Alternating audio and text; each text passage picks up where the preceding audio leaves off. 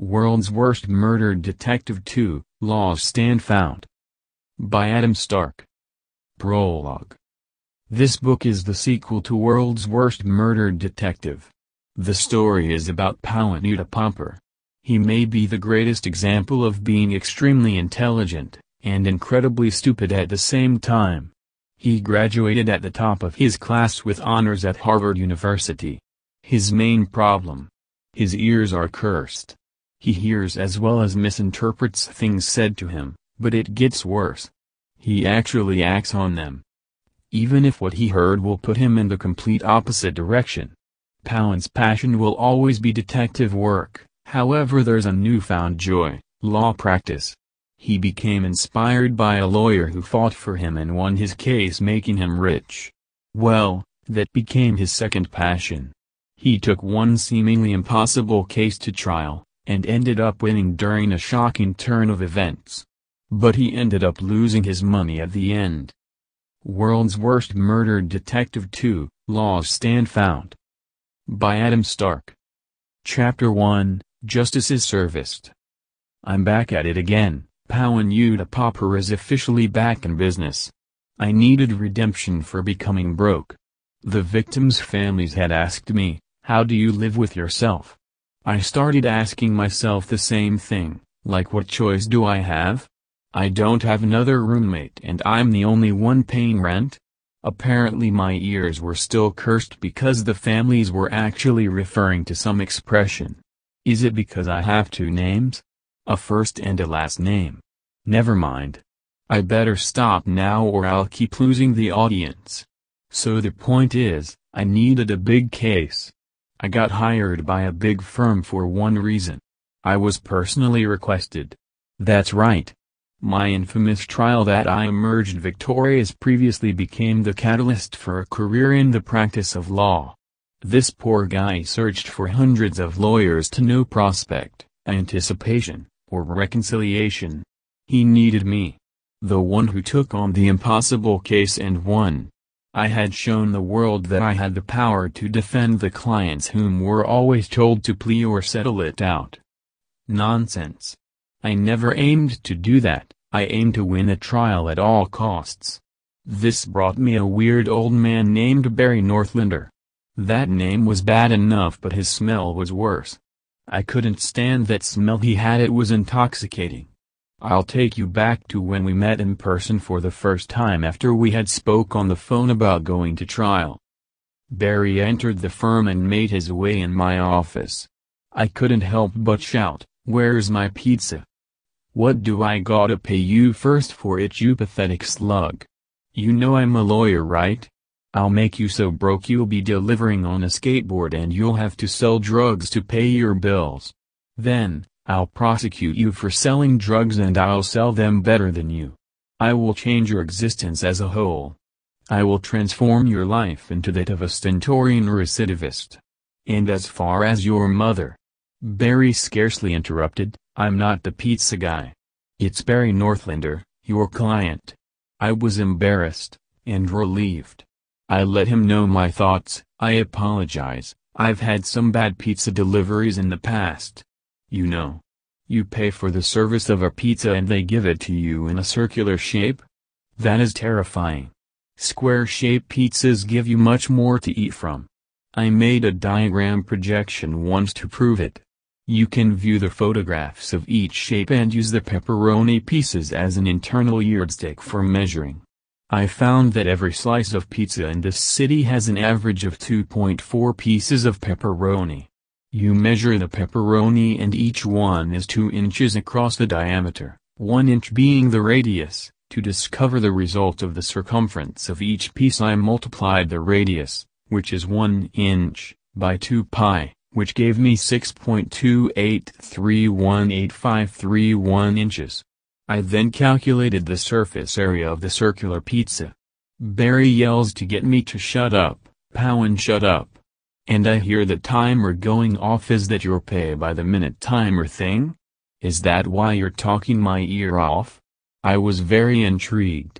I asked, "No, that's a timer for my food. What do you mean pay by whatever timer? Why would I use that?" Why should I get paid anyway if I don't win? Barry couldn't believe I wasn't charging him tons of money like other lawyers. Mostly because I just wanted the feeling of victory more. He quickly changed the subject in the hopes that I wouldn't change my mind and start charging him a ton more. Barry announces, "Okay, shut the hell up.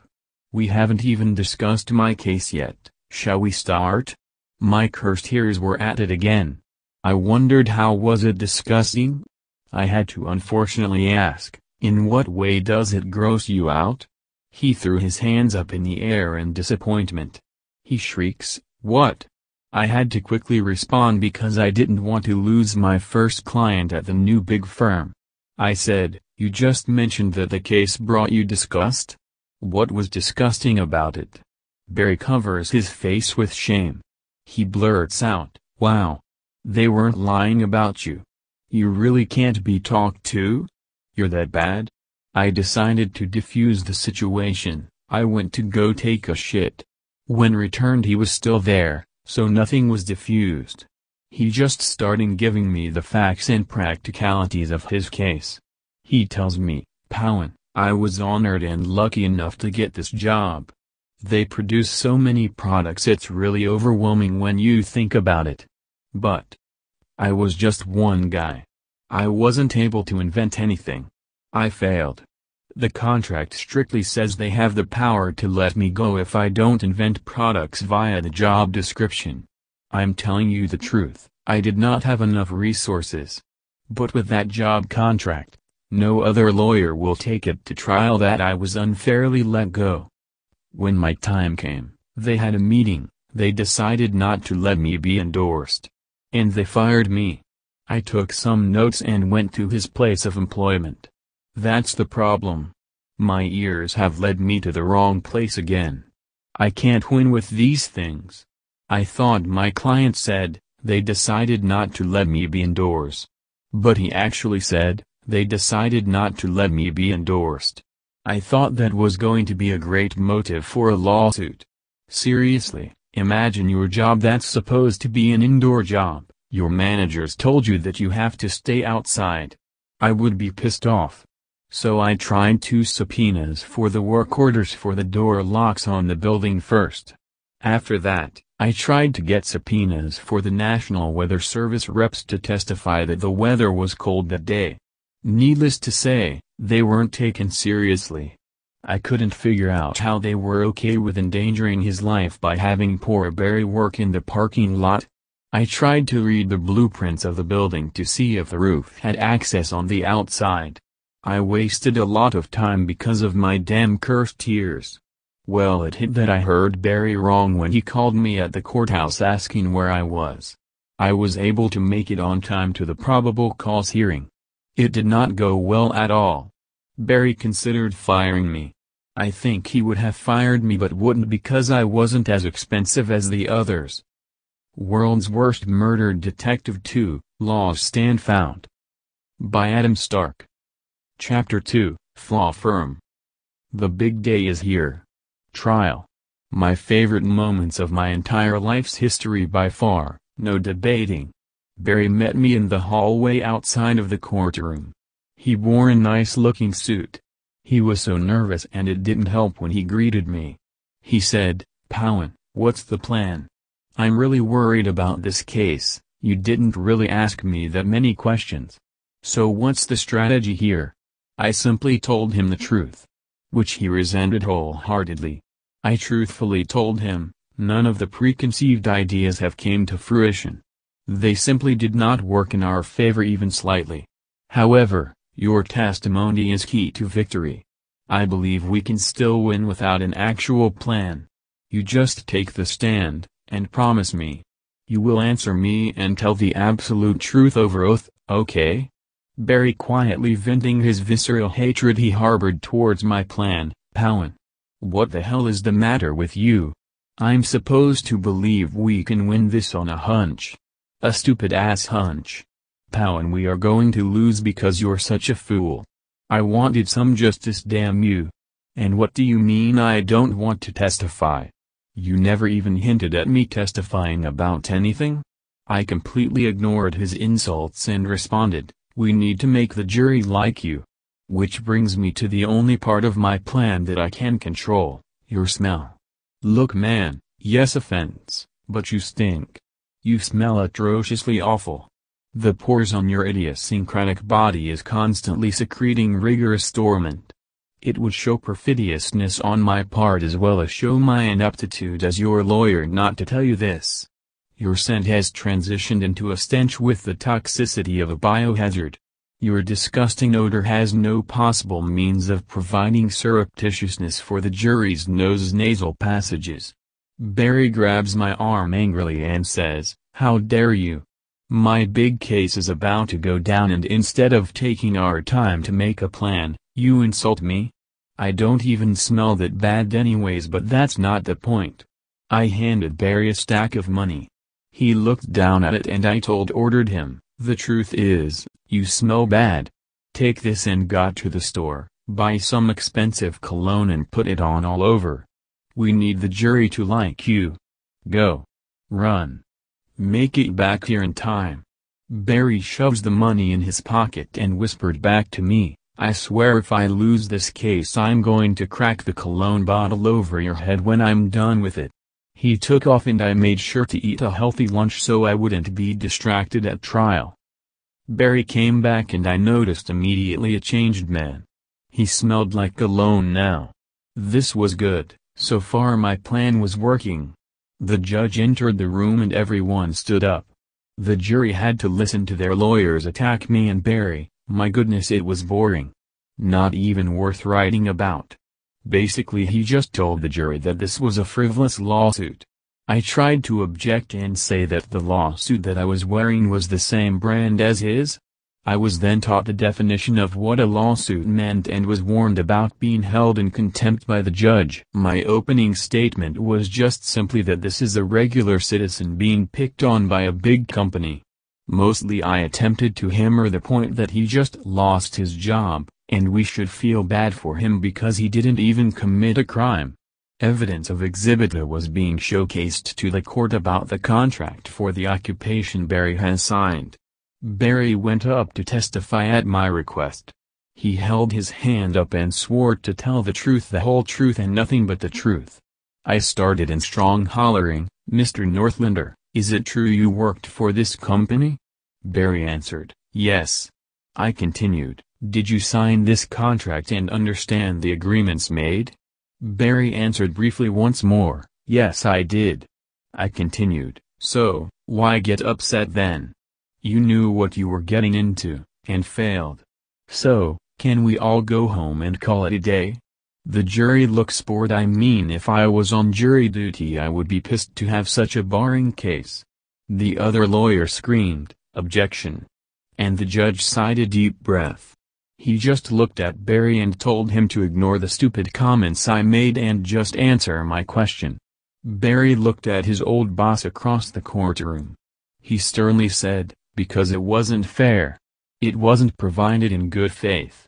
I was given an insurmountable time limit and not enough resources to make inventions. I didn't have a fair chance. I shouldn't have been fired over that? That's nonsense." The other lawyer was agitated and objected to the testimony to say, "Objection. Your Honor, the contract makes it clear for all to see the comma." Before he could finish the judge cut him off.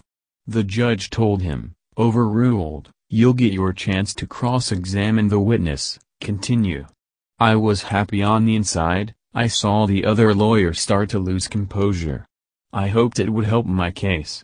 I made a huge mistake with my next choice of words when I asked, "If anyone is too stupid to be able to define the word insurmountable which my client Barry just used, can you please raise your hand and I will assist you?"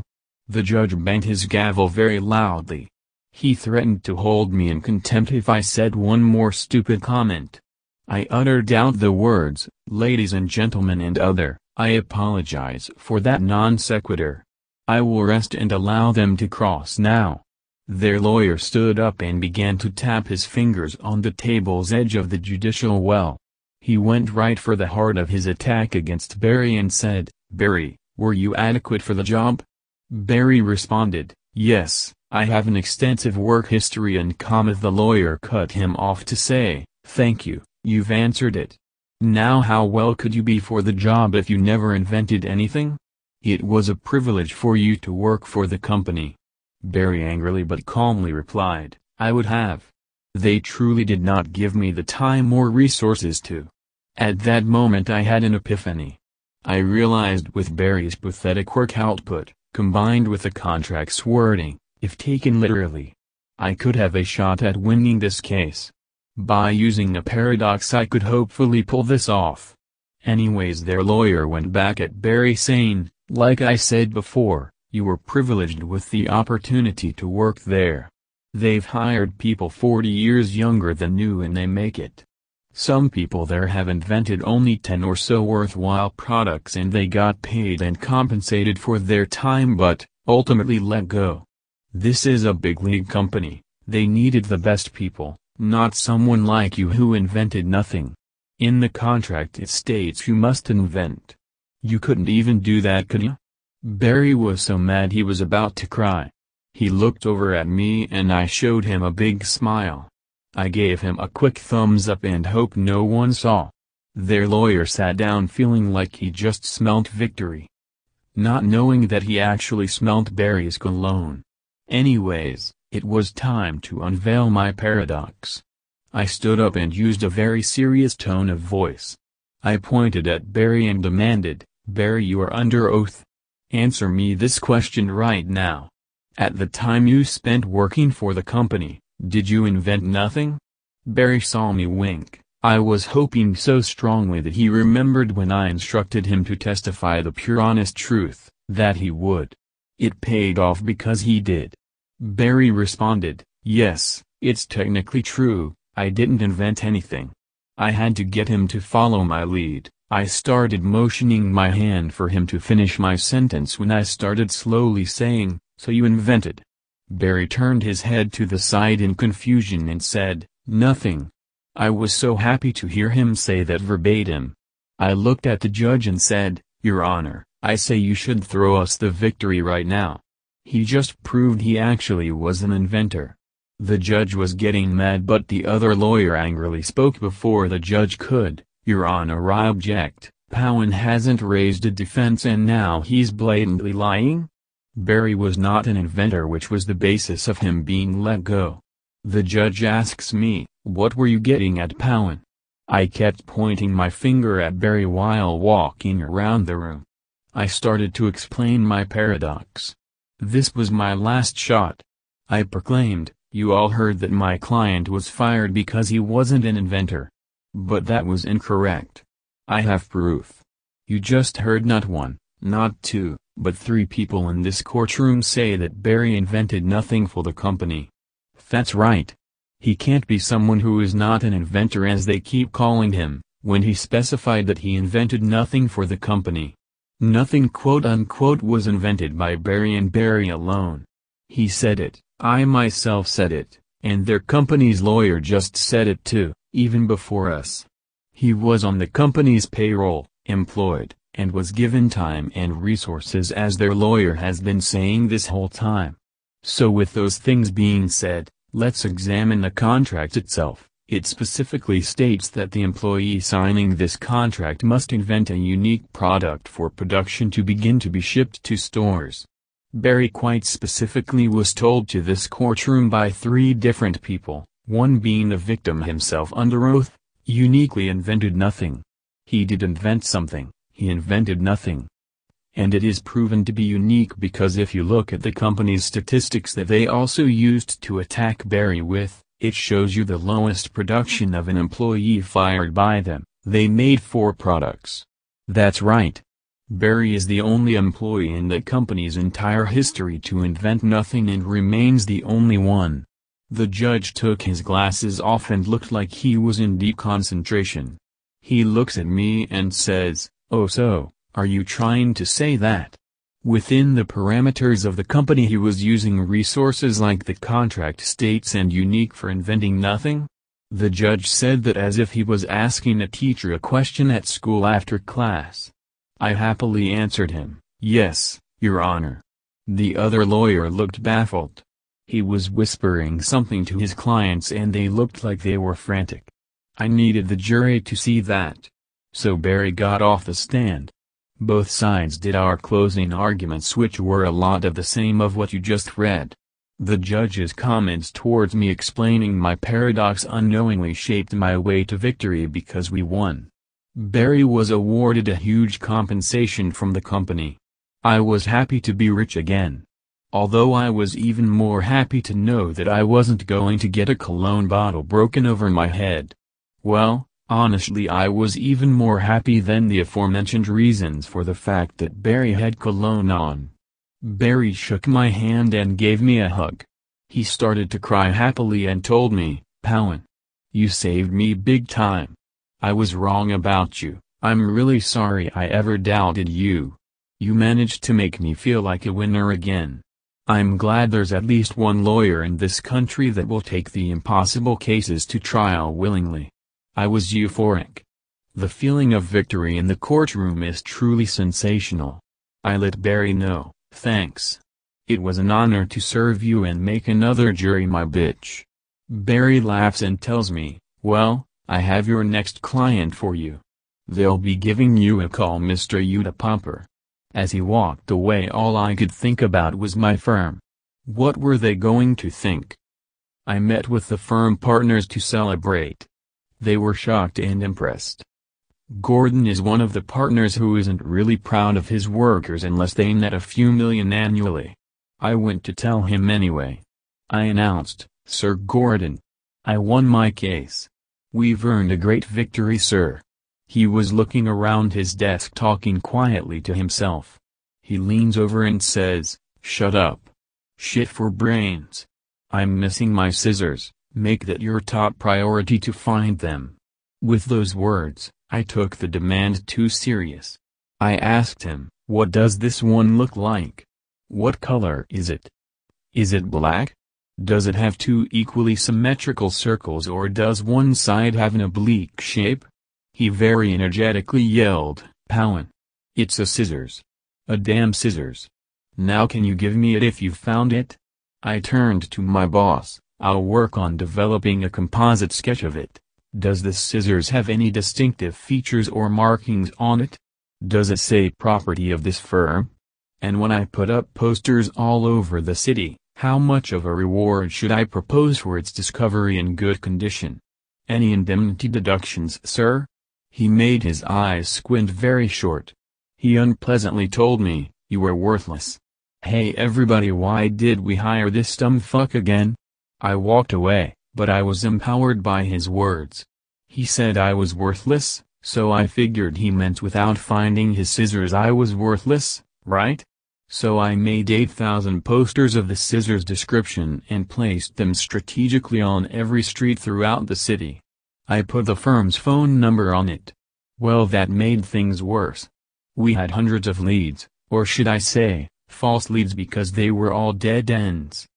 And by dead ends, I mean they were prank phone calls. I managed to almost redeem myself in Gordon's eyes. Sadly, I fucked that up as well. I managed to find an exact copy of the scissors he was looking for, at a store. When I went up to him, he yelled at me about the hundreds of phone calls the firm was getting that were all my fault. Then, he saw the scissors as I handed it to him. He actually said thank you. But then he took it back. Sadly, he asked me where I found his scissors, and I told him the name of the store that I bought them from. He was even angrier than I previously mentioned. I needed to now focus my attention on my new client. His case was very similar, but there was little to no chance of me winning. No plea deals desired once more, so I'm the man for the job. World's Worst Murder Detective 2, Laws Stand Found. By Adam Stark. Chapter 3, Time List. Barry handed over a huge client to me. Not with his hands, sorry if I mislead the audience. Or shouldn't I say Mr. Lead? Never mind. Anyways, this was a very high-profile case of a tycoon. He's an old man named Emmett Stormrath. He didn't just pick me to represent him because of Barry's recommendation, He also found I was the only lawyer again willing to take his case to trial. No plea deals, no settlements, no extinguishing liability. He strolls in to introduce himself. Emmett says to me, "Powen, you da Popper the champ. How's your morning?" I was taken by surprise when he said that. My ears caused a bad first impression on him. I said back to him, "Oh, I'm not mourning, nobody has died." He turned his face into a frown face instantly. Emmett tells me, "Well, okay, just let's go over the case, shall we?" I knew he was upset, although I didn't figure out why at the time because I didn't realize he meant mourning as a general greeting subject. I sat down on my office couch with my notebook. I wanted to make sure about something. I prompted him, "So just to be clear in totality, you wish to discard all possible plea deals and/or settlements if any come up?" He passionately tells me, "That's right, Powen. I want them to lose to me. I shouldn't have been fired. They need to pay maximum damage. So long story short, all deals are off the table." So I heard this, and I went into a frenzy in my brain. I had to give him some input. I said, "Oh, don't worry, I only allow food on my table. I make some exceptions for silverware and beverages. And if I'm really feeling fancy, I will have goldenware. I feel strongly opposed to any other items to be placed on my table, and feel strongly that it's inappropriate as well as irrational." Emmett was unlike most people who would yell at me and threaten me when I had my cursed ears do the talking for me. He just asked me simply, wait, is that why you take every case to trial? Because most opposing counsel use the jargon of saying, plea deal is on the table and you strictly only allow food on your table here? I told him the truth, yes. All he could say is, wow. All I can tell you is the truth, unless it's boring then I'll just omit it from this book. Anyways, he started to finally explain his case to me. He continued, "Well, it all started with the purchase, when they bought more offices. I'm telling you, Powen, that may be the biggest factor in us winning this case. I strongly feel that there was something wrong with the purchase. Why would they buy a bunch of offices knowing that they would have to fire a bunch of employees? It doesn't make sense to me. But see, I think they used that as an excuse to get rid of me without having a clear bias against me in an easy lawsuit. So they basically blame it on the budgeting fail from the bad purchase. See, here's the point. I'm going to tell you why I'm mad." I decided to cut him off and interject, "Hey, is there a lake or fresh water source next to your previous building of employment?" He scoffed and snorted back, "Powen, yes, now pay attention.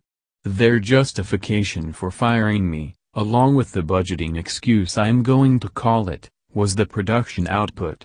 They had this new kid, he was 22 years old. He worked for 1 year, and at the end of his year, he was able to produce 2,000-something units. I on the other hand, only produced a tad over 500 units. I unfortunately used my lack of logic to ask, so 500 or so units on your one hand, what about your other hand?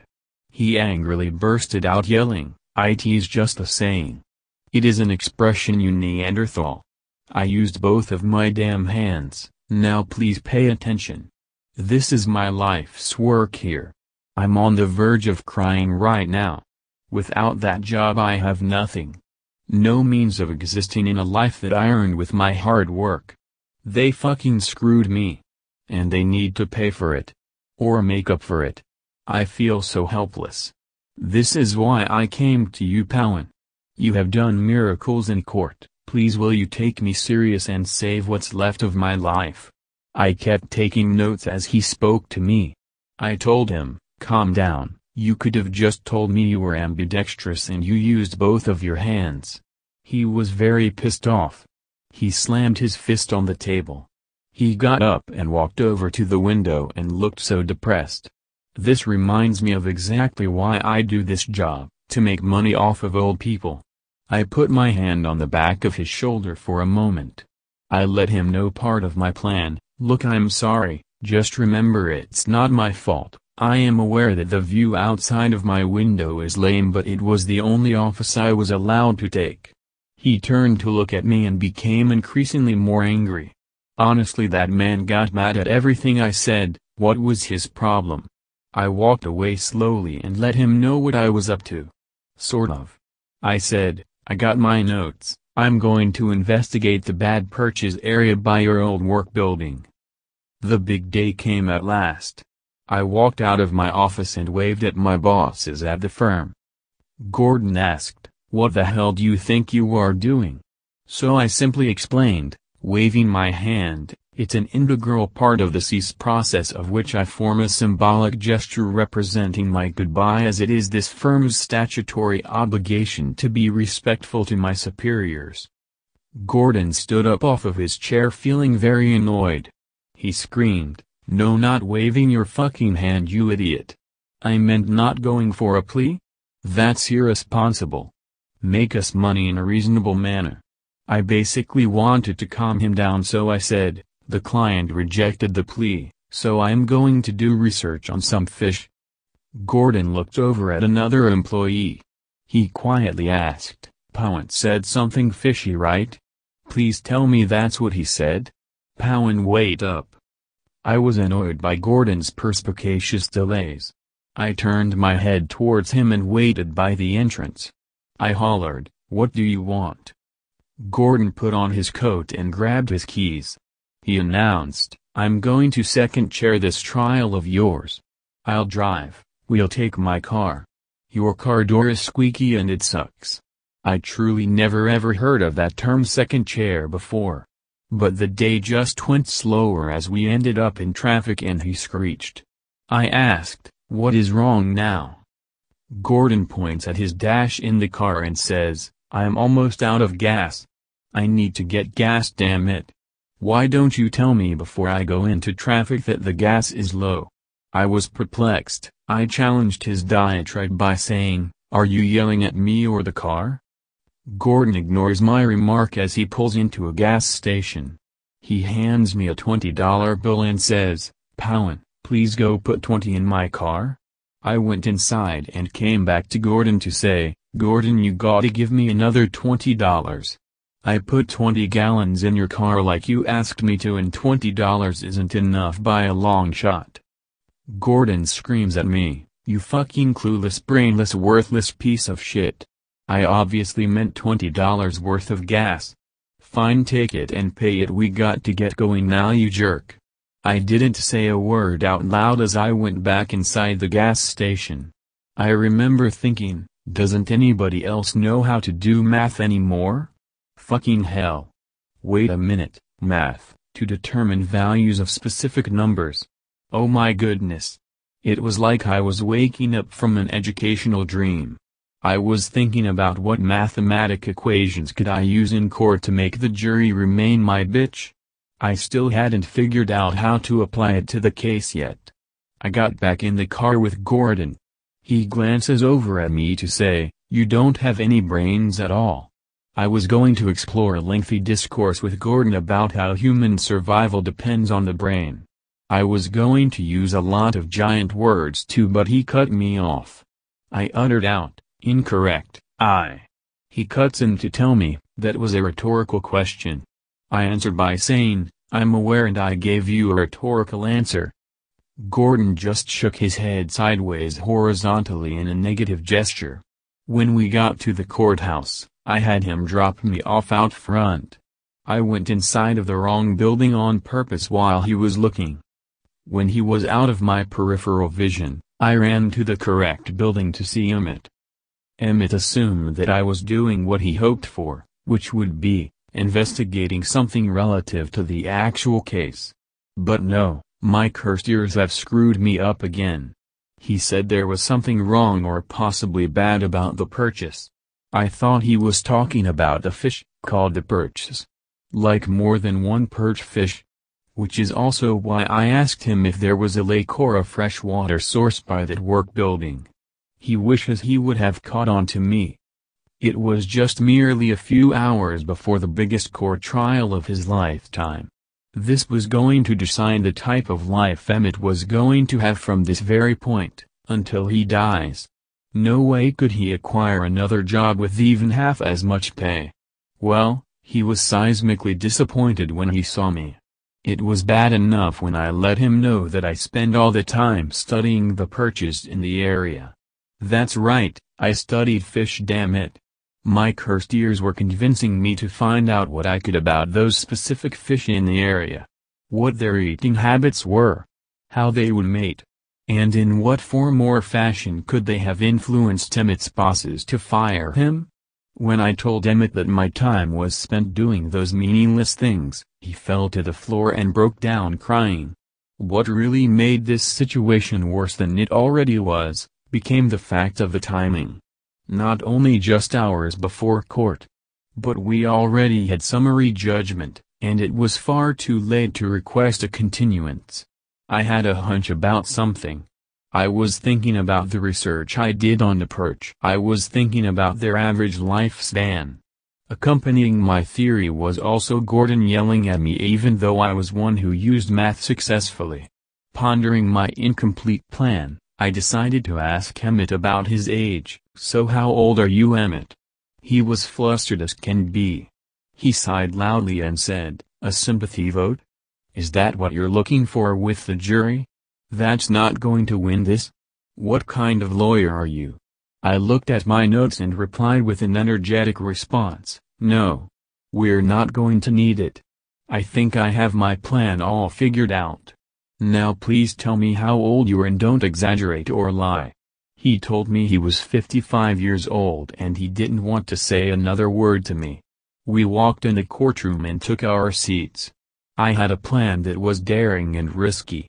I had to unleash it fully during my closing argument. That was my chance at winning this trial. That was my chance at winning the jurors' hearts and minds and whatever other internal organs could give us the victory. At my closing argument, my words wouldn't be objected to by opposing counsel or deemed irrelevant by the judge I'd hoped. The other lawyers started out by making the obvious claim that this was a frivolous lawsuit. They kept saying, the contracts and the production numbers were all they needed to prove there shouldn't be any liability on their end for ruining Emmett's life. That pissed me off, but I felt at the time that became their weakness. They had zero imagination. And furthermore, if anyone was going to ruin Emmett's life, it would be me. Anyways, I'm getting off topic. So I go up, and admittedly, yes, I started out with sympathy. I addressed the court, all living organisms in this courtroom today, you have a legal obligation to listen to these boring trials and depositions that are less than scintillating to begin with. I implore you to stay awake, and just listen to what makes more sense. Me, and the victim of a greedy company's scheme. Or these folks repeating the same words about a contract and their right to pick favorites within a company? You will be hearing from me, the truth behind the reasoning for Emmett Stormrath's demise, not from them. I started out with some minor jabs, the real damage was my final shot at the closing argument. Emmett was called to the stand. I wanted to try and diffuse as much of their possible counter-argument's power as I could. So I treaded lightly on Emma saying, good morning, now I'm going to remind you that you are under oath. How old are you, sir? He replied to the court, I am 55 years old. I continued, good. And so when you were let go of your employment there, was it just because of you? Was there any other contributing factors or human beings that caused your separation? Emmett looked deep into my eyes. I think he was starting to realize my strategy, not knowing that it had virtually nothing to do with my plan. He was definitely excited and amped up. Emmett told the court, yes, as a matter of fact, a 22-year-old kid replaced me. Exactly 1 year to the date he started. He was following my trail perfectly. Can you believe we never even practiced this testimony beforehand? I got somewhat carried away at this part. I continued, how ironic, this 22-year-old was the exact opposite of being ostentatious, yet now he is because they screwed up and fired you instead. So this 22-year-old dilettante was able to come into the story just in time, conveniently to give accompanying management a less evil justification to fire you? Is this a conspiracy in your opinion? The other lawyer stood up and yelled, "Objection! This isn't a criminal case or some kind of bodily harm inflicted case, for God's sake. You can't call this a conspiracy, Your Honor." Before the judge could speak on the objection, I had an idea I had just thought of on the spot. I spoke before the judge could to say, "Sidebar, Your Honor." So the judge motioned his fingers for us to approach their bench. I was happy that the objection by the other lawyer was never spoke on, so it could remain in the jury's heads. The judge quietly asked the other lawyer, "Is it true at least that your clients fired the man and did technically replace him with the 22-year-old?" The other lawyer said, "The timing makes it seem that way, but it wasn't a crime to do so. These companies live by contracts like these for a reason, to replace the weak with the stronger."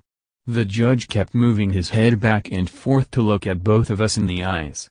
He said, "I'm going to allow it. If it's not as bad as Mr. Utah Popper is making it out to be, then you can disprove it. And furthermore, Powen, there will be no more use of the word conspiracy in my courtroom today. You both may not use conspiracy as an angle of factual or exculpatory evidence for either side. Are we clear on that?" I nodded my head in agreement. I couldn't help but feel like I started out strong but that I was fading. The other lawyer went for the victory during his cross-examination. He told Emmett, "How much did you produce that 1 year?" Emmett looked terrified, like he just saw someone die and he couldn't save their life. He answered, "A tad over 500 units. The other lawyer continued, "That's it. That's not a very high number, is it? In fact, was that even a high number considering your history with the company?" Emmett looked even worse after hearing that. I was hoping he wouldn't cry. Emmett answered, "No, my previous years I produced more units." The other lawyer looked pissed off and confident. He continued, "Emmett, how much did the 22-year-old produce?" "Oh, you're not gonna answer? You're gonna act like you don't know? You are under oath, so I could get you in trouble for lying? You know what, I'll withdraw my last statement because luckily, whether you'll admit it or not, I know the answer anyway. The 22-year-old in the same 1 year's time managed to make over 2,000 units. Is that the real reason why we're here?" Emmett was seriously so sad I wanted to just pay himself at that point. Emmett replied, "He did do better than me, for 1 year. I've put in many years there. The reason we are here is because I shouldn't have been let go. That kid was possibly an excuse for them to fire me." Their lawyer answered right back with no hesitation, saying, "Paranoia must be something bad that runs in your family. You called that an excuse, but you're not seeing how that is only benefiting you since you made it to trial with that idea? One last question, how do you sleep at night?" I stood up and loudly and said, "Objection. Your Honor, this is ridiculous. Abhorrent. How do we know what night he's referring to discovering about Emmett's sleeping patterns? And how do we even know if nighttime is even the part of the day that he goes to sleep during? This is an attempt to confuse the jury." The judge sustained my objection and ordered a short recess. I felt terrible. I felt as though I was getting absolutely destroyed in there. For the first time in my prestigious existence, I felt bad for someone else other than me. Their lawyer had a damn good attack and response for everything that I tried to diffuse prematurely. It was not going well. I had a thought at the time, that even if I exclude my final plan, the only way at this point that I could have a chance at winning, is if I had some kind of irrefutable empirical evidence that can't be denied. The jury would need to hear something that they know is true and not doubtful. Something they could figure out themselves without me, although I'd be cunning enough to point them in the right direction. Their lawyer showed the jury highlighted key points in the company's contract. He was basically going for overkill. To establish a reasonable and understandable causal nexus for how the firing of Emmett was acceptable, beneficial, all while discrediting me at the same time. I will say this was feeling like my first battle that I lost before it was even over. I wasn't confident in my plan, but I was going to give it my greatest effort.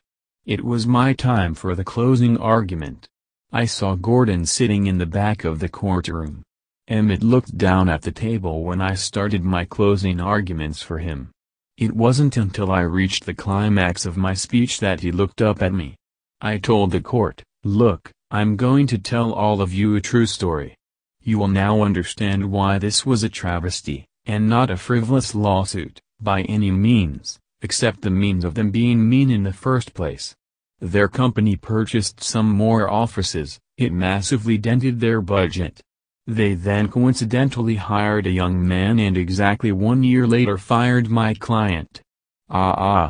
Hold on, Judge, I know what you are about to say, and stop me if I'm wrong, but I will say it first. This trial isn't about the company's budget choices, so they were free to buy those other properties for offices. They were entitled to hire that young man, it was not a conspiracy of any sort. They didn't do anything wrong. They are allowed to do those things, and I am not about to argue that the company devised some evil plot. That's not what this trial is about. So truth is, I misheard Mr. Stormrath when he talked about there being something wrong with the purchase. Only I thought I heard him say that there was something wrong with the purchase, as in the perch fish population. I went to check on them for misguided reasons to see what happened to them. You know what I learned about them?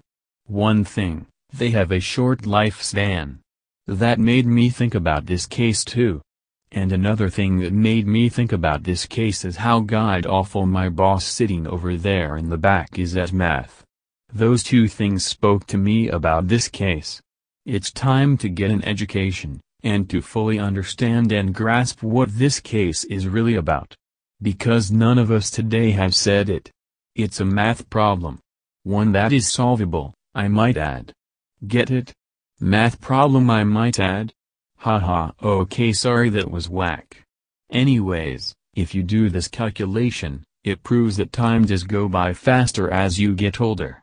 Whether you view the concept of time as linear or non-linear, that's erroneous and not important, as is the math evidence that cannot be refuted, but can be applied by anyone in this room, not just me the speaker. Let's say your cognitive memory begins at age 5. In 1 year's time that elapses, that individual will obviously become 6 years old. But how much time has passed, folks? The first thought is of course 365 days. But it's more importantly 20%. That's right, 1 year out of 5 is 20%. That's a big amount. Now let's take a look at the 22-year-old that was hired one and worked for exactly a year. 1 year of his life equates to 4.5% of his life. Is that a lot? You would of course return your minds to the previous installation proxy of the cognitive ability beginning at age 5 to say, no. That's not a lot of his life at all. I mean, come on, that's less than 5%. However, the truth is, you need to do the math for Emmett. He stated under oath that he is 55 years old. 1 year of time is what the company harshly and methodically judged him for in order to form their opinion that he needed to be fired. But look, let's do a simple kindergarten math equation.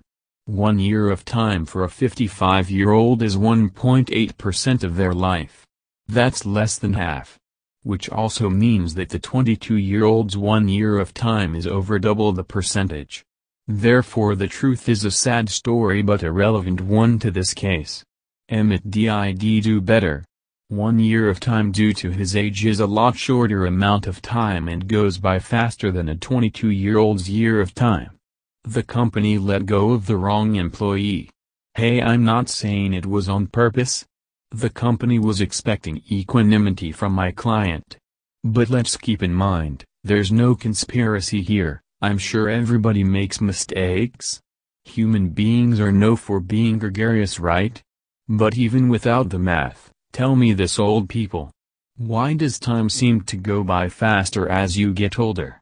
It's because your feelings are correct, it does. What's a year to someone who has had so many of them? Not much, and nothing new. My client accomplished more probably because that year of time went by much faster, and that's what the company was supposed to look for, production times of the units. Thank you, and feel free to double-check my work with a calculator while you're all deliberating. I sat down next to Emmett with an amazing feeling of success. I managed to throw in my argument basis without the judge getting mad at me. I was able to be sneaky and cunning enough to work my way around the word conspiracy. In its place, I still somehow made it feel like the company's management was guilty. Even with the obvious blunder of conveying the units that Emmett failed to push even half of that 22-year-old's amount, I still found a way to make them realize that Emmett was able to complete his productions faster. Emmett didn't whisper a word to me while we waited. Finally the moment had came. They decided in favor of us. We did it. We took those assholes out for firing a poor old man. Serves them right. Emmett finally started crying for a good reason when he hugged me. We were rich now, I tell ya. Gordon came up to me and shook my hand. He confessed something to me. Powen, I cannot believe that you won this trial. I wanted to say that I'm sorry for doubting you. And that's not all. I'm also sorry that I tried to arrange to have you murdered tonight. But when you won I decided to call it off. And that's an expensive cancellation fee. Anyways, good job, and I am looking forward to seeing your next one, whether I get to second chair or not. Just when I thought I couldn't get any more surprised about anything, I let Gordon know, thank you, I accept your apology, but I cannot believe you doubted me. I'm the greatest of all time. I was furious on the inside. The nerve. The inhumanity of someone to have doubts about me winning. My methods are typically flawless. My fame from this case was infinite. But what came next was unforeseeable. World's Worst Murder Detective 2, Laws Stand Found. By Adam Stark. Chapter 4, A Case for the Ages. I was on top of the social media world. I had so many people contact me about cases and lawsuits. I was on my own personal vacation. I realized something bad about myself. I could only aim higher.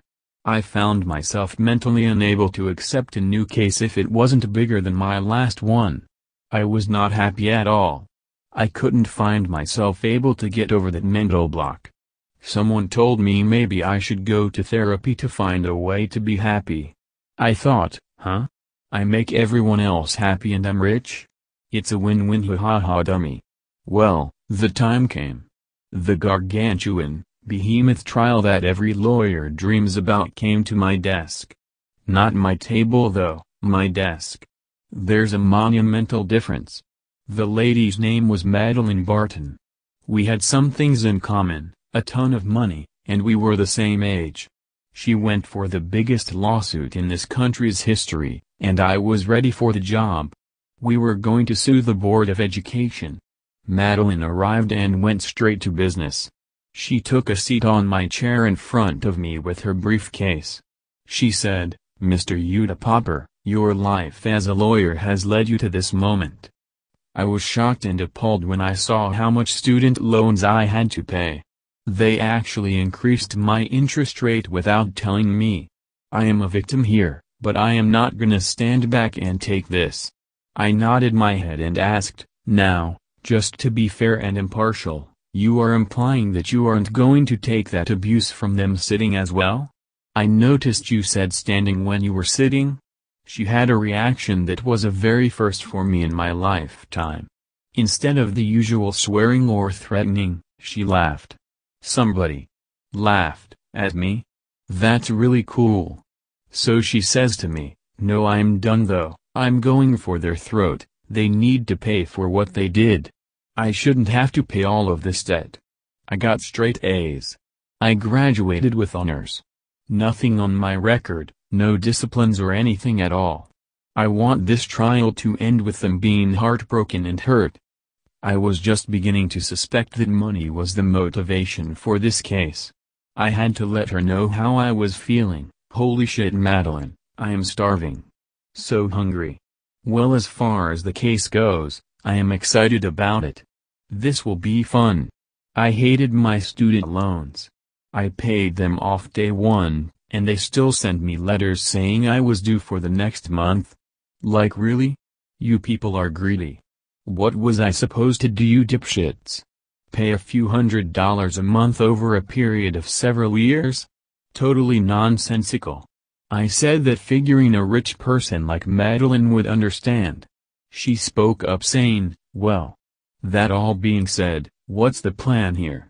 I had a very serious feeling about this particular interaction. Normally I'm not very serious about anything except when I was in the courtroom or trying to solve a murder. But this was different for me. I felt like this was an important issue to work on right away. I cleared my throat and told Madeline, it is extremely important that I get to the bottom of this right away. I am still quite hungry. I'm going to grab and consume some comestibles from my refrigerator. Anyways, I don't know if you knew this, but I once tried to be a whistleblower for the fraudulent systems in place for the Board of Education. I graduated with honors at the top of my class at Harvard University in 2 different ways. One way because I had the best grades ever in recorded history of human beings. Another way because the graduating class picture of that year had everyone standing in order alphabetically starting from the bottom, so I was on the top at the farthest corner since my last name starts with the letter Y. You think the FBI, or in case you are unaware, the Federal Bureau of Investigation, would take me seriously, but instead they sent me a letter laughing and insulting me. I wasn't too mad though, because those charlatans made me rich again when a lawyer helped me sue them for that letter. So I will start by getting other experts to corroborate my research. Next I will need to attack these contracts for student loans themselves. I will put copies of them on the wall and play darts with them. Sometimes I land on a word that sparks and illuminates my imagination with the simple tapestry of the fundamental and recreational system in place to alleviate myself from potential blame or liability to foment upon myself bestowed by using the darts themselves as a proxy. Madeline looked like she was watching her dog die. She said, "Wow. Well, shouldn't you be more focused on? Never mind. I've seen you work miracles in the courtroom, so I will not question your methods. Just promise me that you're going to do your best to win this." I strongly insisted to her, "Yes. Absolutely. Winning cases in court is my only source of happiness that I receive in life anymore. Which is also why I do not take pleas or deals." Madeline made her eyes open really wide. She was continually becoming more intrigued by every answer I came up with. This was the biggest surprise in my lifetime. She was finally another living organism that hasn't responded with negativity towards me. On that note, she let me know by saying, "Oh, that's really sad. I'm sorry to hear that, Powen. Well, let me just say, I do not understand your ways of going about things, or even half of the words you say. But I admire you. I've loved watching your recent career. It brings me joy. You actually make a lot of us want to believe in the justice system again. You're like a hero." I was really perplexed to hear such positivity with me being a part of the conversation. I told her, "Thank you, that was some of the kindest words anyone has ever said to me. Besides, here is your money. What bank account would you like me to wire it to? Your words just now are a close second favorite of mine." She put her hand on my hand and was about to say something. I didn't want to get harmed, so I said, "There's armed security on every corner of this building. If you're trying to vanquish me from the living world, I suggest you pursue me after work. I get off at 4 o'clock Central Time today. I don't have any weapons on me, so it would be much easier." She covered her mouth with her other hand and started laughing. Again with this laughing stuff. What is happening in my life? She wasn't being so rude or cold to me like everyone else. With the obvious exception of what I believed was a murder attempt that just took place. I have to be honest, this woman was making me happy. She started explaining, haha, look. I can't really tell when you're joking or when you're serious. I just wanted to show you some affection. It seems like you're missing it in your life. And no, I was not trying to harm you at all, I promise. I was instantly relieved. I let her know my feelings. I said, Madeline, thank you very much for the gesture. I personally don't know how to joke, I can only be serious. It's a permanent curse, along with my cursed ears that hear things incorrectly and then trick my brain into following that aforementioned incorrect path. But most importantly, thank you Miss Spartan for not murdering me. No offense to you and your political stature, but I was always hoping that when I do die, since it will most likely be a murder anyhow, that it would be from the hands of a very prominent prestigious figure that I made angry so that at least my assassination can make the news. Madeline opened up her eyes very widely again. She eagerly blurted out, hey, no way, it's alright, you're very serious and I can respect that. In fact, it's honorable if I do say so myself. So listen, what do you say we spend the evening at your house tonight? I think we could both use each other's company. I am going to tell you, whomever reads this, I am embarrassed to admit what my response was to this question. I seriously had the stupidity to say, why? Don't you have a house? Oh no, are you homeless? Oh, and you are already using my company because this law firm I work for is my means of helping you with your upcoming trial. So what company do you associate with that I could ascertain for some use? She was so exhausted with this conversation. I couldn't pinpoint that she was just saying she wanted to see me outside of work for non-business related liaisons. I hate these damn cursed ears. So she hesitantly said, no Powen, I didn't mean anything like that. Well, I like you. I want to get to know you better.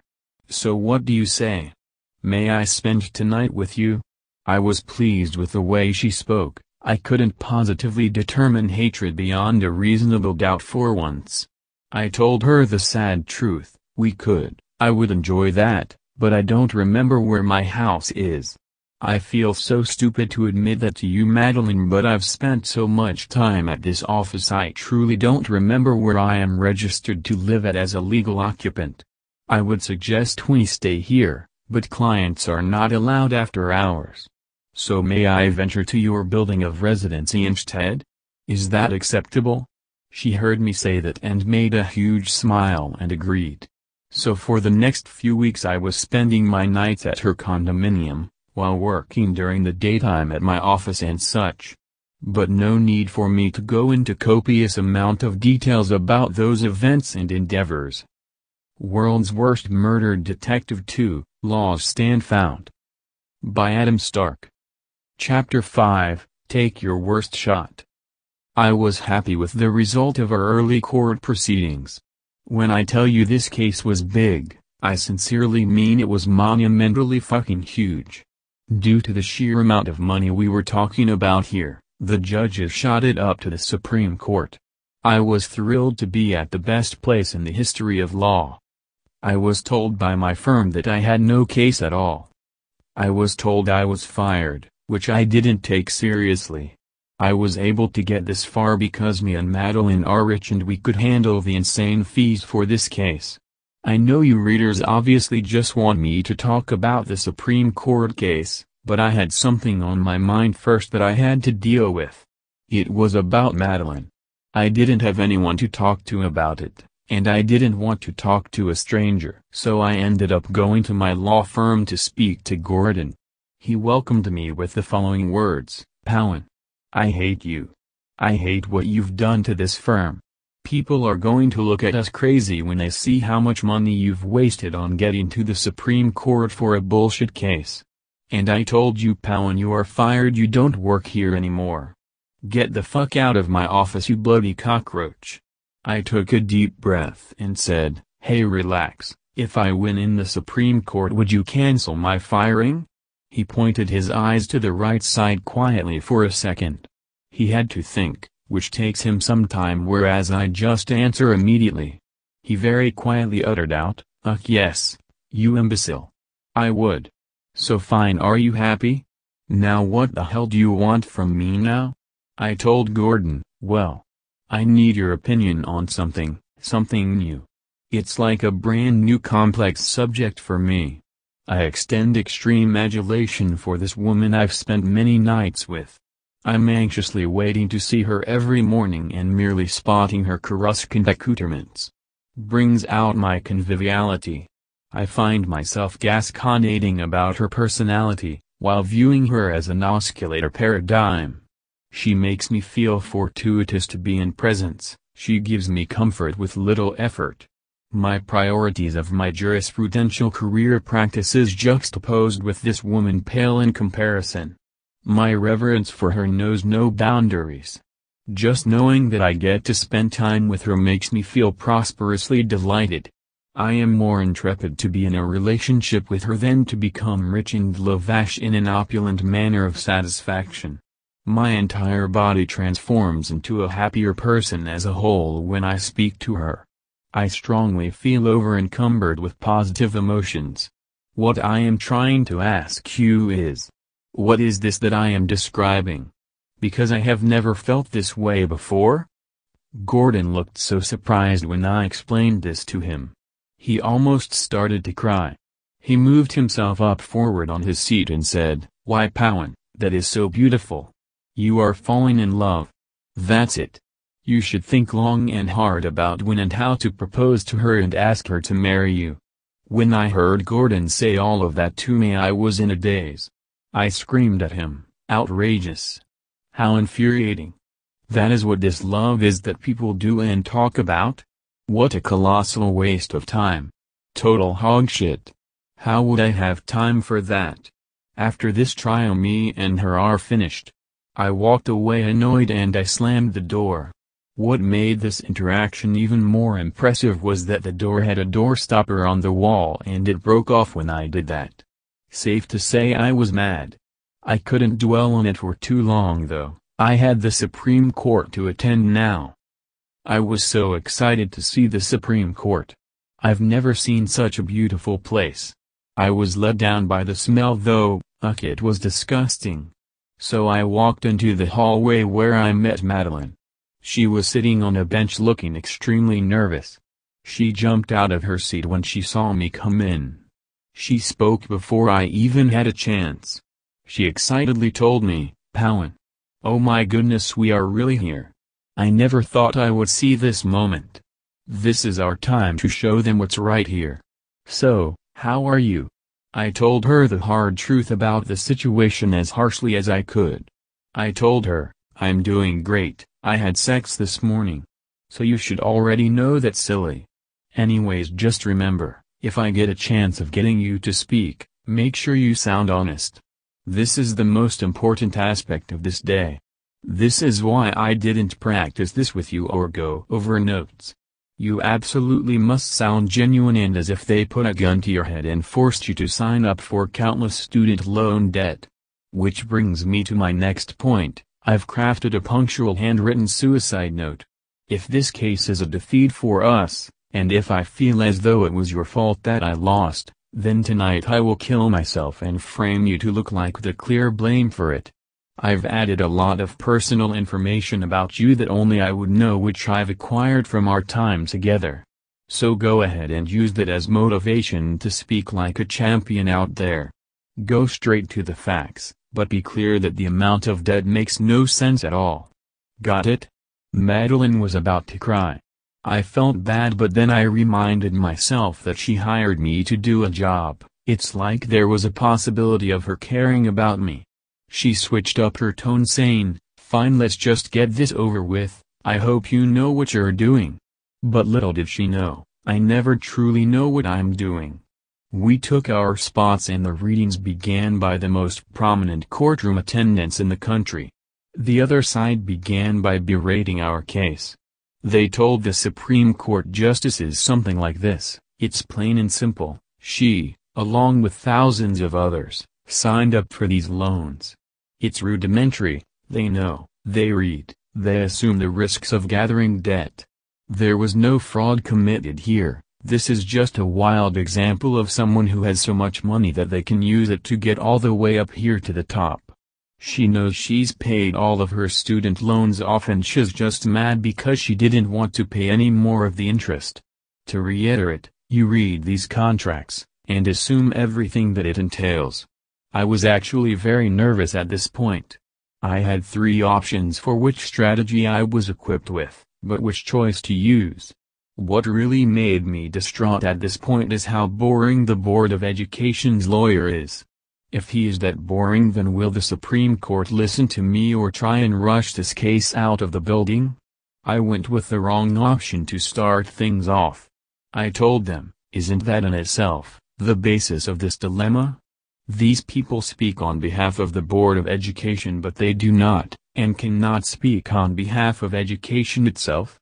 They tell the new learners to quote assume the risks you read about in this contract unquote, and yet, what are they missing?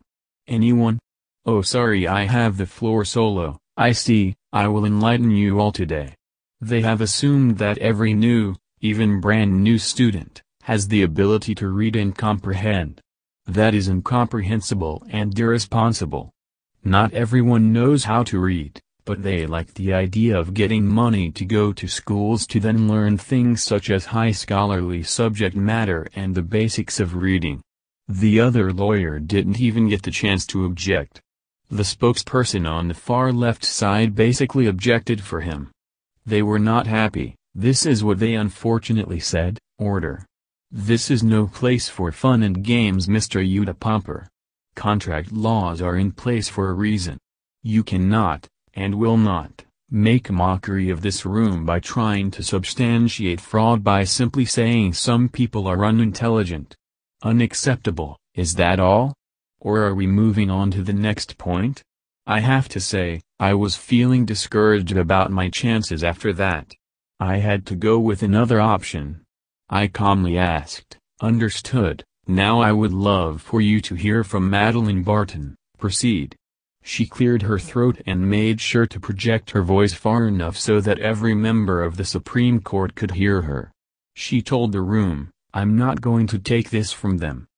I was just a student who wanted to achieve academic success. And you know what, I did. Straight A's, graduated with honors, at the top of my class. You think that would get me something? I'm like a walking advertisement for what good schooling can do. But no, instead they charged me more interest after I paid the loan off. I cut her off because I thought of a leading question. I asked her, so Madeline, what you're telling me is that you are basically the best kind of student, right? You paid off your loan right away, which should have been something positive in their eyes, correct? But instead, they made you pay even more? Is that what your testimony is? Madeline nodded her head and told them, yes. I thought I'll get this loan paid off as soon as humanly possible and focus on my career goals, but nope, that was halted. I jumped in right away again to say, so you are basically like the world's greatest student, and on top of that you pay off your loans right away, and get punished for that? Now at this moment, I truly did feel like I was making great strides for a positive influence on them. Yet, it was literally all for nothing. They yelled at me again. This time the member second to the right screamed at me, order. I see exactly where this is going. And it will not be tolerated. Emotions have no place in the courtroom. You will not go any further with an emotionally dragging testimony. Now is there anything else you can say for case of fraud? I was feeling so discouraged at that point. I had only one plan left, and it was my weakest choice. It's a plan that I had tried in the past, but it failed. I kept composure and continued to look confident on the outside to make it seem as if I was still indeed confident. My last plan was worth a shot. All or nothing. I addressed the room saying, emotions have no place in the courtroom. I just thought I would preface the main point, which is the fraud itself. I would like to point to the evidence that came out in my trial where I defeated the FBI while I was being bullied for whistleblowing against the Board of Education. The other lawyer threw his hands in the air and loudly yelled, Objection. There is no relevance to this. They clearly don't have a case. The justices looked at each other. The one in the middle announced, "That court case is public record, and ties the board indirectly. It is technically admissible as evidence." The other lawyer was very pissed off. He pointed at that justice and demanded, "Your Honor, that evidence in that trial wasn't even directly aimed at us. It was just responding to some insult towards Powen. You can't be serious." The justice folded his hands together and replied, "I will take this under advisement, but we are going to hear this through. It is public record." Their lawyer sat down flustered. I began to address the Supreme Court again. Madeline couldn't take her eyes off of me. I told the room, "I was once attempting to be a whistleblower, but one thing you may have underestimated, I didn't do that alone. I had hired other experts in linguistics, computational linguistics, semantics, English literature, and the list goes on. I needed to be sure that I was right about my suspicion. And I was all along. I did the honorable thing and tried to warn the Federal Bureau of Investigation. They sent me a signed letter calling me a dumb fish. Now this isn't about me, I know, but there's a reason that this needs to be said. Nobody is above the law. The FBI thought they were. They knew that me and my experts were telling the truth, but they insulted me instead. Now it's my turn. The experts I mentioned that I had hired for their opinion, all of like mind, concluded the following. The English alphabet proceeds in this order. It goes A, B, C, D. And most critically, to make clear here, E then F. These people had the nerve to call me names but didn't realize that I was the smart one. The grading system for schools in this country developed by the Board of Education sitting over there are flawed and therefore fraud. A systemic monumental miscalculation, coming from the people who claim they are about education. The grades for classes go like this: A is usually 90% to 100%, B is usually 80% to 89%, C or average is usually 70% to 79%, D is usually 60% to 69%, and F or failing the class is usually 59% or lower. This is seriously damaging to the integrity of the board and the students themselves. The highest percentile of failing grade students receive an F grade, which is 59% or less in most cases. See, if they wouldn't have failed to administer the grade in place for E, this wouldn't matter at all. The letter E grade should have been for 50% to 59%. The F grade would follow underneath that range. Think about what I was saying as a whistleblower. The averages of students' grades would look much better in comparison to how they look now with this flawed structure. They would have a much harder time failing their classes. And best of all, which cannot be underlooked, a student who has a C average would now look a lot smarter than they were. So it doesn't take an expert to understand what the motivations were behind this. It is simply to make it easier in a skewed way for students to fail. If they fail, they have to try the classes again and pay out even more loan debt. It's a provable money scam as well as a substantiation and a causal nexus of fraud. The Supreme Court members went back into their chambers. Madeline looked up at me and said, "Well, no matter what happens, I was happy to see you do your thing in person. If we lose, I won't be upset because, even though I questioned your style, I know in my heart that you tried your best. I suppose what I am trying to say is, thank you, Powen." I didn't even get a chance to respond because the doors opened back up. They came out and made their final announcement. They addressed us all saying, "We hold the foundation of education to a very high standard. If your board can make a huge profit, it shouldn't be any of my business how it is made, as long as the public has their right to be serviced schooling and loans to afford it. However, since fraud was clearly overlooked here, backed up by the fact that Powen's previous trial about this was court-ordered in his favor and remains public record, we are ruling in favor the one who will become educators to our society in the future. Hopefully this'll be a good lesson for you all. We hereby order the Board of Education to clear out 100% of all current and pending student loan debt. You may administer new loans to future students once this grading scale is adjusted properly. We are adjourned. Madeline squeezed me so hard I started to suffocate. She was thrilled. So was I. The look of defeat on their faces was really funny. Madeline pulled out her phone and asked me, "So, how do you want your payment? Cash? Card? Check? Transfer?" I had to warn her about cash. I said, "Not cash. Anything but cash. I have bad experiences with cash. One time my boss Gordon wanted some change, but he foolishly asked me if I could break a 20. I had no idea what he meant, so I told him yes and took his $20 bill and broke it into tiny little pieces. Hey, you know what, Madeline, just keep my fee. I don't need it where I'm going. Just put money on my books and for commissary." Madeline was frozen with confusion. World's Worst Murder Detective 2, Laws Stand Found. By Adam Stark. Chapter 6, Celebration in a Cell. Madeline was feeling sad and lost. She wanted to know what I meant, but I didn't want to tell her. I just got something to eat alone, went in my car and drove home. I got in the door and Madeline greeted me saying, "Powen. Thank goodness you came back, will you please talk to me?" I was frustrated and I vented my feelings out loud. "Oh damn it, this is your house." "That's right, I forgot I don't remember where my house is." Madeline pretty much ignored what I said and pulled me in front of the news program on television. It was championing my victory. They were calling me a hero. They interviewed like 30 people in a row. They all thanked me for clearing their debt and some of them even cried tears of joy and relief. But this didn't help me, nothing would. I was doomed to be sad after this case. Madeline asked me, "What's wrong? You're a hero. The whole world loves you and what you did. You're my hero too.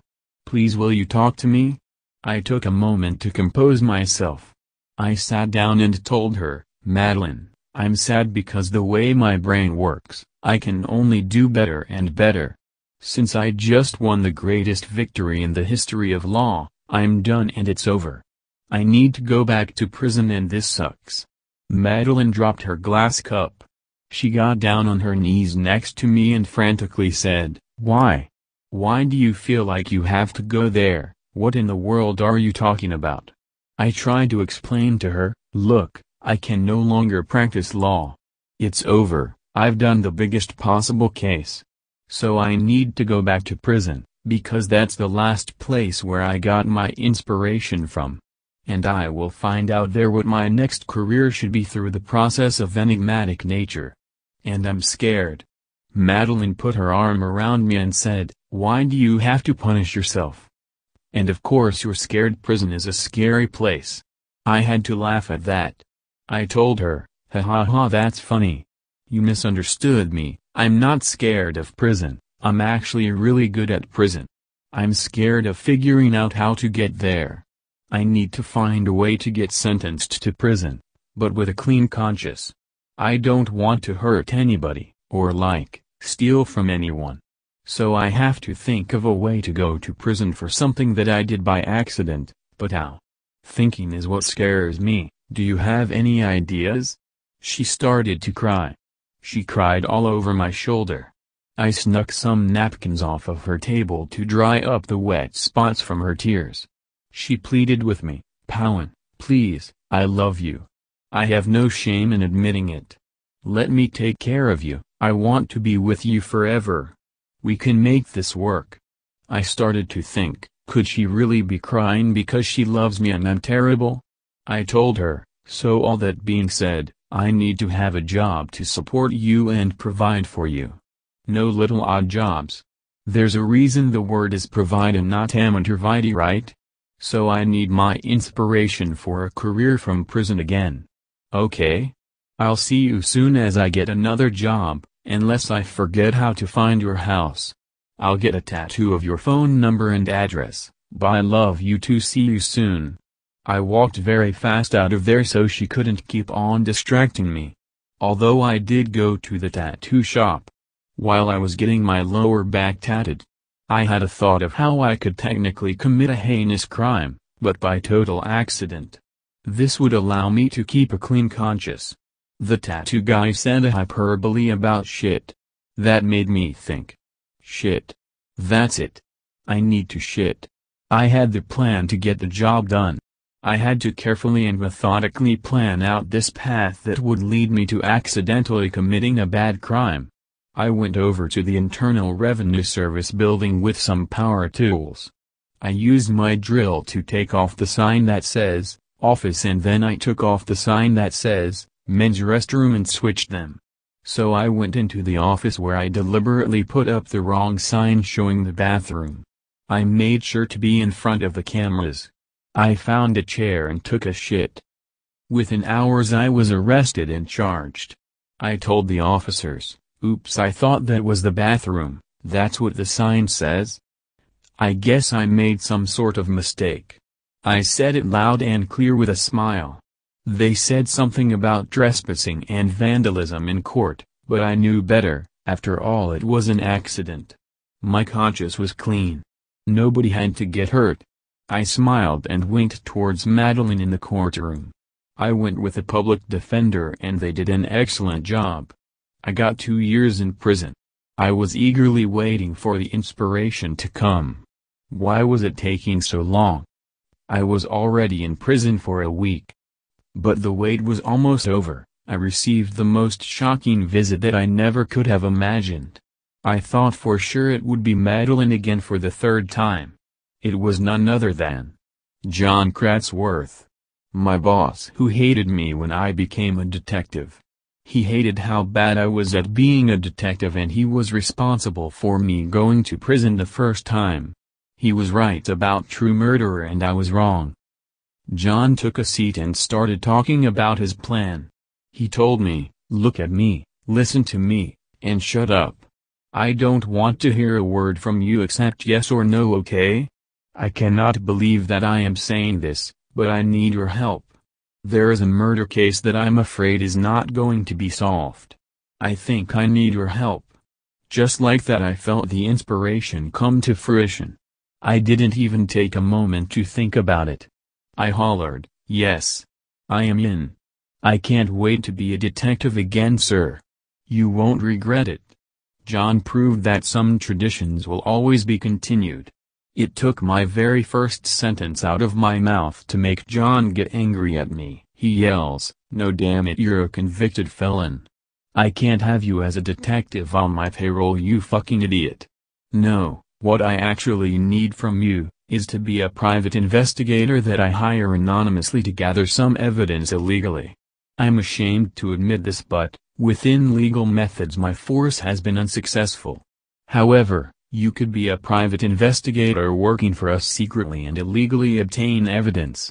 Solving this murder is more important than getting the credit for it. So look, bail yourself out, and when you do, here's my card. You know where to hide it. Go to that address when you get out. Bye, see you soon, and we expect your full cooperation." As he walked away with the door shutting, I quickly tried to yelp out the word, "Thanks," to him. I was actually happy to get out of prison this time, which is a surprise. People didn't trade cigarettes with me anymore or play detective with me like they used to. No, instead they play this prison chess bullshit. I truly used to be enamored with the sport of chess, but this prison version of it is utterly ridiculous. I don't understand the damn rules and regulations. The pieces don't even look right. They're circular shapes instead of each piece being independent to the label. Players cheat by having them hop in corners with pieces that aren't supposed to. What I really hate is how they somehow put me in checkmate by taking my pieces out, and morphing their other pieces together by stacking them on top of one another. They give themselves this super-powered ability to go in whatever direction they please. I have no patience or tolerance for an unsophisticated recreational battle. I put up my hefty bail and Madeline ended up visiting me to arrange picking me up soon. I thought that was a very interesting thought, but an exaggeration of sorts because I am considerably larger, so I failed to see what she would accomplish by lifting me up in the air momentarily. I was so happy to see her outside of the prison. This is what every prisoner who gets out always holds on to hope for, a ride so you don't have to wait for the bus. Madeline put her lips on top of mine. I told her, "Thank you, but there's no need to implement the old-fashioned and outdated CPR on me. I am fully functioning currently. Now, I have the address for my new job that I need to be dropped off at. Take me there please." Madeline put her hand on mine again while she drove. Her right hand must be exhausted from performing turn maneuvers, I'm guessing. She asked me, "So first of all, I missed you. I never wanted you to go to prison, but I wanted you to be happy. Now what's the job you've been hired for?" I put up one finger and waved it to say, "Oh no. I cannot tell. It's a private occupation, therefore I don't believe I am supposed to tell you. Sorry." Madeline became annoyed. She sarcastically told me, "You know what? Maybe if you'd only do the opposite of what your brain says you might actually understand this world a little better, Powen. I thought we were in this together. I want us to last.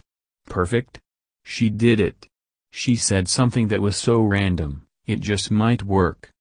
I gleefully cheered, "You did it. Oh my word, you did it. I can't believe I never thought of that before. From now on, when I have an important thought, I will do the opposite. That's genius. I can't believe it never occurred to me that this could work to counteract my cursed tears. Thank you so much. I love you." Madeline smiled and I saw a tear come down. We stopped at a stoplight and she put her lips onto mine again. I gently pushed her away and continued saying, "I'm still breathing, I don't need to be resuscitated. And I take it that's why you're crying, you thought I was gonna die? Anyways, I am going to be a private investigator to help solve a murder. It pays too, but I need to be private because a felon can't be a detective on the payroll. Right there. There's the office, pull over and I'll see you soon." As I exited the vehicle, she had me perform CPR to her lips. She wanted me to practice for like 10 seconds. World's Worst Murder Detective 2, Laws Stand Found. By Adam Stark. Chapter 7, Back Down and the Back Up. John didn't even let me reintroduce myself or order any pizza for another murder. He just did the obligatory, shut the fuck up and went straight to business. He told me the details. "Powen, this is the warehouse where a lot of stuff is built. I'm going to show you the security footage of the murder. As you can see by looking at the door against the wall. There is a cone holding it open. Now. Did you see that? All of the lights went out in the building at the same time. And for just around a minute. When the lights are restored, the door is shut completely. The cone isn't there anymore, and behind the door is the body of Walter, a maintenance guy. This wasn't an accident, it was a murder. Here's what makes this case so difficult. It's almost like the perfect crime. This happened the last day before a 2-week closing of the warehouse due to the upcoming holidays. This poor man with diabetes was stuck in a door that is malfunctioning. It does not open or respond to the normal keys except for the master key on the outside. So he was stuck in that room to starve to death for a few weeks. The one suspect is the custodian Mason. He has access to pretty much everything. What strikes us as odd is that everyone knows as a custodian to do a courtesy check before locking up the building at the end of the day and leaving. However, there is no obvious motive. The other main suspect is the president of the company, Mr. Beck. He's on site that day too. But looking at the footage, you have no clue who killed poor Walter. Here's what we need from you, we need more evidence. We need you to do something that none of us can legally do because of our restraints from the law. So, are you following me so far? I was going to say following you, sure, where are we going? And how far do you wish me to trail behind as I follow you? Only so far. But instead I heeded Madeline's advice. I thought the opposite. The opposite of walking around somewhere is staying here. So I simply said, sure. And John continued, now, the evidence we did gather from available footage shows Mr. Peck there. However, Mason the custodian did clock into work that day. Where was he? Motives are scarce. We would love to find out more. Powen, I am going to be totally honest. My plan for you is a painful one, physically. But I think you should just do it because you ruined a bunch of families' lives and the guilt will never go away. We need you to sneak into Mr. Peck's office. We believe after our initial search he may have hid evidence off-site, because our search warrant didn't produce much. So here's the plan. One of our own employees here got a custodian job from the temp service for that warehouse. They only have the job for a little bit longer. He knows the layout of the building. He walks this giant obnoxious cart full of cleaning supplies around. We have a lucky break. He has to walk his car next to an alleyway where there is a sewer pothole. I need you to go into the sewer, make your way over into the position right under that specific pothole.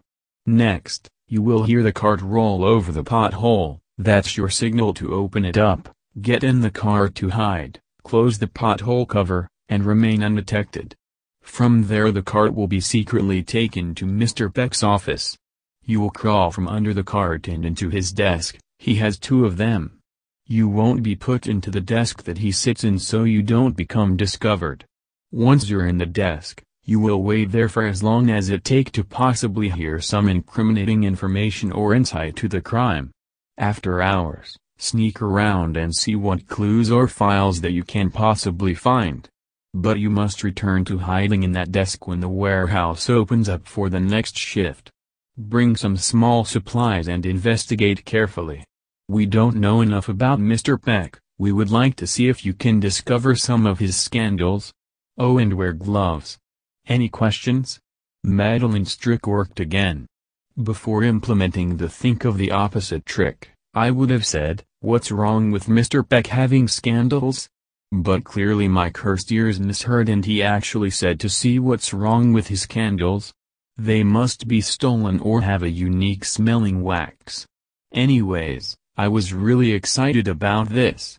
I felt like I got to be an operative on an operation. So of course I accepted the task.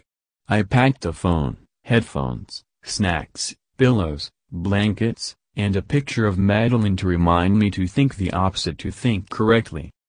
The sewer was a terrible smelling world of which I've spent my entire life avoiding. I think Barry must have been here frequently.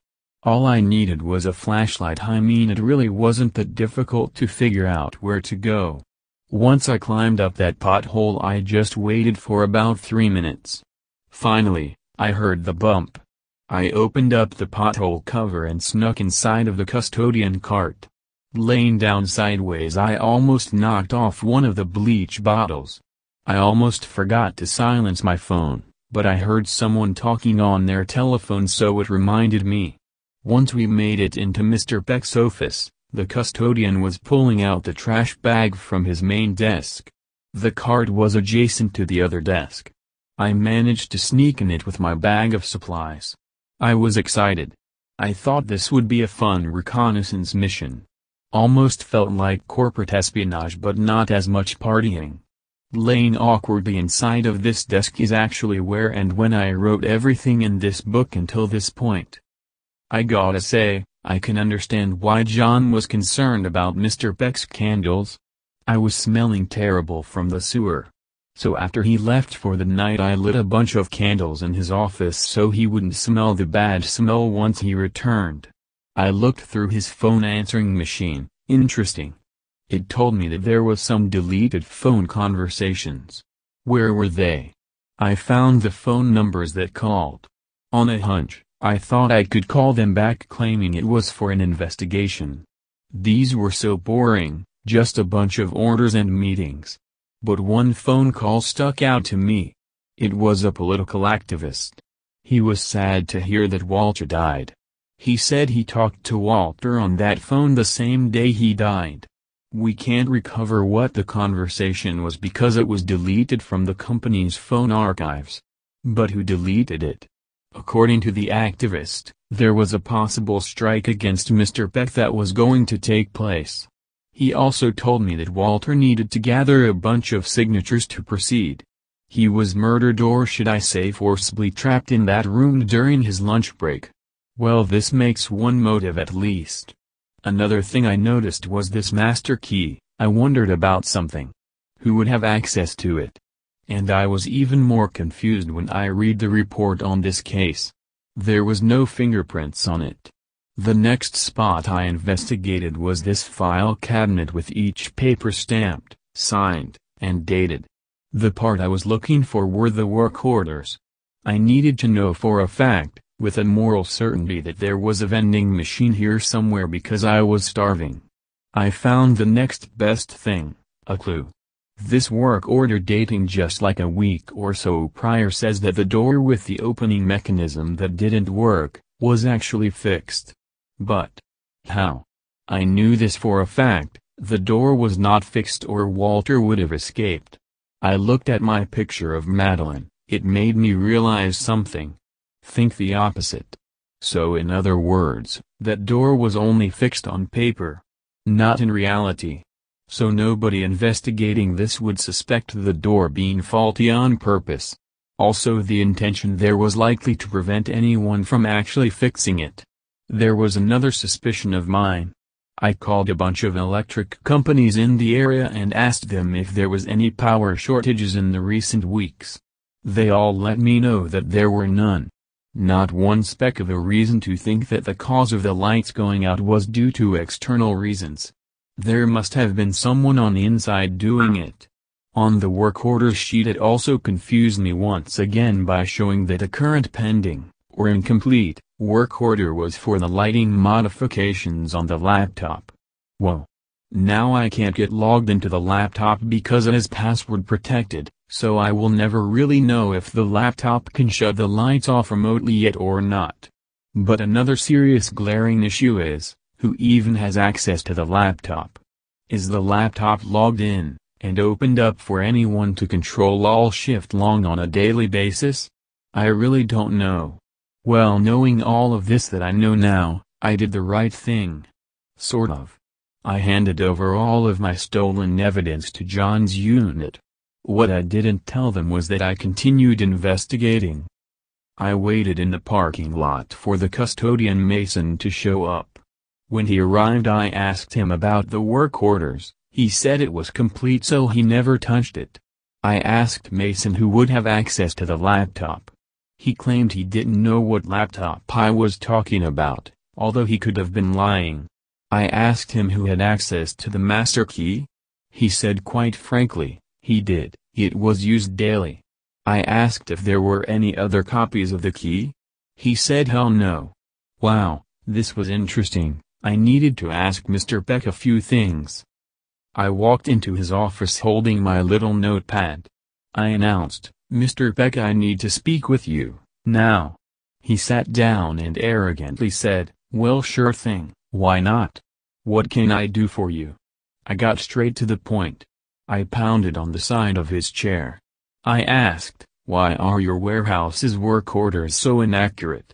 He looked as confused as I was. He answered, "With what? Can you be a little more specific?" I demanded back, saying, "Work orders are things that need to be completed and are done so by." He interrupted me, and damn my cursed ears did it again. He said, "No, I'm not asking you what work orders are, I'm asking which ones are you referring to?" I replied, "Your papers, signed and dated, claim that the killer door was already fixed, when it wasn't. And that the laptop cannot shut off the lights. Is that even true?" He said the predictable answer. He told me, "I was told they were done, so that's what I did, sign off on the ones that were done." So this became a competition of his word against Mason's. I decided to ask him something that he may not know about. I asked, "What keys work on that killer door, sir?" He looked puzzled and said, Apparently none of them. The damn thing wouldn't open, otherwise we would have rescued Walter." He was a friend of mine, you know. I thought about Madeline and thought about thinking the opposite. Walter was probably not his friend at all. I yelled at him, "So how does the report know that the master key works on the door from the outside, but you don't, yet you also signed off on the work order about it?" He took a breath and said, "Look, I'm sorry this is confusing for you. I simply take the information that I hear, and sign off on the work orders. If they weren't actually completed, then they are responsible. I'm a busy man. I can't check every detail." I decided to press him on the main possible motive. I said, "Walter was your friend?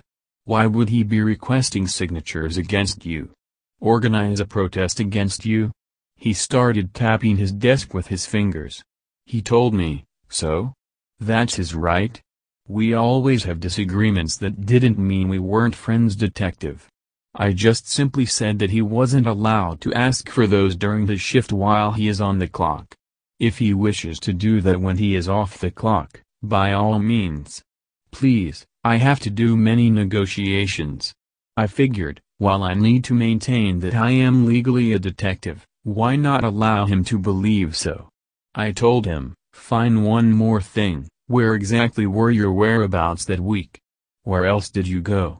In fact, where were you when he was murdered?" He pointed to the security camera tapes. He yelled, "Be my guest."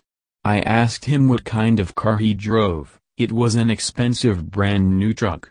I watched those tapes for several hours. I was getting phone calls from John and purposely ignoring them. Madeline was my background picture on my phone, so when someone calls my phone I see her face. When I see her face, I am reminded to think of the opposite. When someone calls me on the phone it says, "Answer highlighted." The opposite of answering a phone call is to ignore it. Anyways, I did see Mr. Peck's truck leave the office one day for a while. What could that be for? I asked him and he simply claimed it was for a meeting. So did I believe him? No. Did Mason's car ever leave spontaneously for any reason? No. I decided I was going to take a look at Mr. Peck's receipts. One was a fee for something at a hardware store. I asked him and he said, "Just another key for my truck, I only had one copy." Well, I checked the times on the security footage for when he left the warehouse. I went to the hardware store. I had Madeline drive me. I asked her, "Hey, you said you had to quote, do your nails the other day, did you?" She answered, "Yup. Sure did." I was upset. I had to confront her. "Pull over the car. What were you doing at the hardware store on the 13th? What is your connection to Mr. Peck?" She didn't pull over the car, but she did help me out. She said, Not those kind of nails, my fingernails, I got them painted." This utterly shocked me. I knew that on one hand you could buy nails at the hardware store for construction projects. Who knew that biological nails would be at a different store handled through a separate medium? More confused I became. Once I arrived at the hardware store I went up to the first employee I saw. I demanded, "There was a murder. I am a detective, we have no time to waste. I need to get this figured out now and I fully expect your cooperation. So please tell me where is the nearest laboratory so I can process a bowel movement?" He pointed to the door right next to me. Once I got out and washed my hands, of course, I went back to him. I asked, "All right, lead me through the journey it takes to make a copy of a key." He walked me over to the kiosk machine. He explained, "You place your key in here. Next you need to fill out the questions on the screen. After that just put your payment inside here." I had been writing all of this down on my little notepad. I then asked, "Do you keep records of what is purchased? I have a timeline that I need to be looked up. Also, here is a picture. Have you seen this man?" I showed him the picture of Mr. Peck. He responded, "Yes, I remember seeing him." Now unfortunately, our kiosk's records only can show what the amount was. It doesn't show up anything specific. Let me see what was on that date. Okay, so it was $22 for it. I then had to ask, is it even remotely possible that a brand new truck, or say even like a 3-year-old new truck key, could be that cheap to make a copy of? The employee laughed at me and said, no, not a chance. Probably just a house key or something. This was the revelation that I needed. I figured out what happened. Madeline said that she was being harassed by some cops.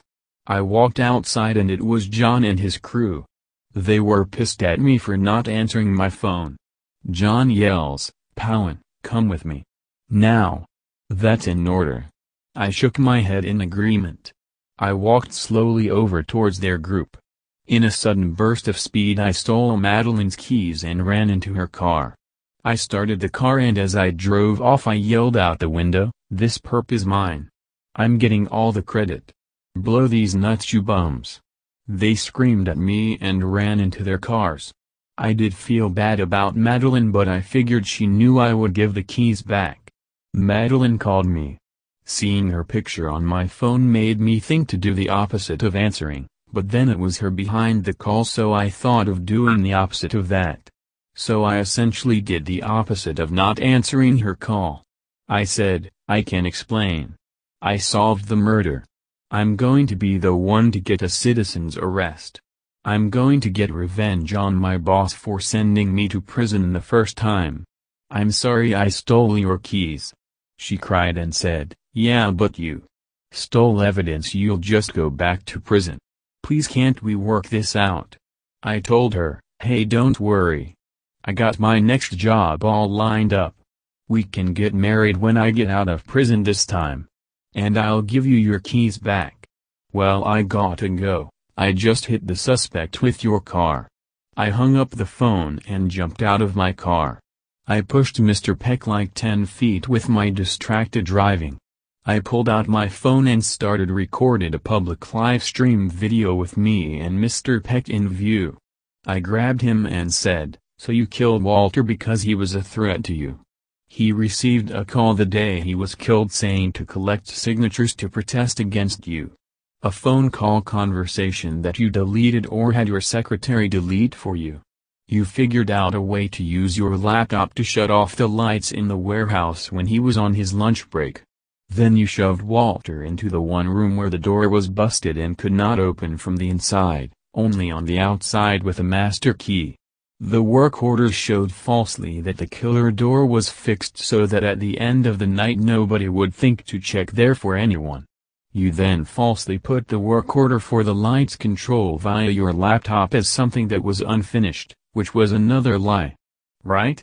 The cone holding the door that was disposed of had your fingerprints.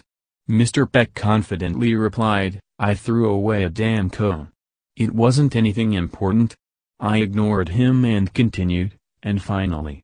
You went to the hardware store to make a copy of the master key so that it would have no fingerprints on it, because people searching the warehouse with a warrant would assume that there was only the one original key.